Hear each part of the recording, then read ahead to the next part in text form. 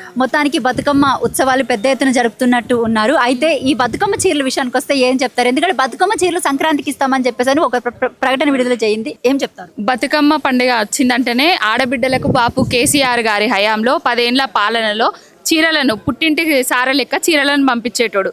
రేవంత్ రెడ్డి అధికారంలోకి వచ్చిన తర్వాత, కాంగ్రెస్ ప్రభుత్వం వచ్చిన తర్వాత మన తెలంగాణ తల్లిలో నుంచి బతుకమ్మను తీసేసిండు. ఆ బతుకమ్మ చీరలను తీసేసి ఇందిరమ్మ చీరలను పెట్టిండు. ఆ ఇందిరమ్మ చీరలను కూడా ఇప్పుడు బతుకమ్మ పండుగకి ఇయ్యము, సంక్రాంతి పండుగకి ఇస్తామని చెప్తున్నారు. అసలు ఇచ్చేటోడైతే ఏదో ఒకటి చేస్తాడు, ఇయ్యనోడు అన్ని ఏంటంటే దాట వేసే ముచ్చట్లు మాట్లాడుతున్నాడు. ఇంకోటి ఏది చేసినా డైవర్షన్ అటెన్షన్ పాలిటిక్స్ చేసుకుంటూ పూట గడుపుకుంటున్నాడు రేవంత్ రెడ్డి అనేటోడు. ఆయనతోటి ఊరుగాలది పీరు లేవది అనేది అందరికి అర్థమవుతుంది. ఇంకోటి బతుకమ్మ పండుగకు ఆల్రెడీ ఒక పండుగకు ఎగ్గొట్టిండ్రు బతుకమ్మ చీరలు, ఇది రెండో పండుగ. ఈ పండుగ కూడా ఎగ్గొడుతున్నారు. ఆనాడు బాపు కేసీఆర్ గారు ఇచ్చిన చీరలను మషంత పేగులు లేకపోతే పిట్టలు కొట్టడానికి అక్కడ చేన్లలో కట్టుకుంటున్నారు, అది అనేసి ఎద్దేవా చేసిండ్రు.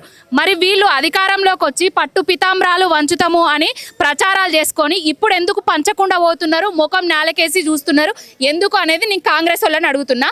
ఇప్పుడు సీతక్కకు డ్యూటీ దొరికింది, మంత్రి పదవి వచ్చింది. ఆమెకు కొండా సురేఖకు మంత్రి పదవి వచ్చింది. మిగతా మహిళలందరికీ కార్పొరేషన్ చైర్మన్లు వచ్చినాయి.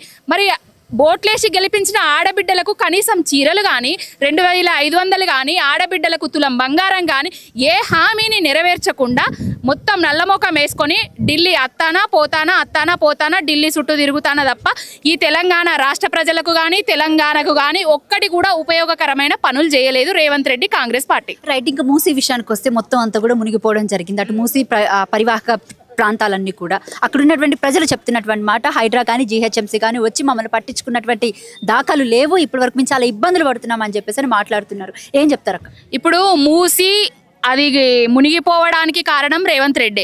ఎందుకంటే ఇదంతా ఒక కుట్రలో భాగంగా ఫ్యూచర్ సిటీని డెవలప్ చేసుకోవడంలో భాగంగానే ఇవన్నీ చేస్తున్నాడు. హైడ్రా అనేసి పాపం పేద ప్రజల ఇండ్లను కూల్చిండ్రు కదా, మరి పేద ప్రజల ఇండ్లకు నీళ్లు పోతుంటే ఏ హైడ్రా వస్తలేదు, ఎవడు కాపాడతలేడు. ఏం చేస్తుంది? మొద్దు నిద్ర పోతుందా?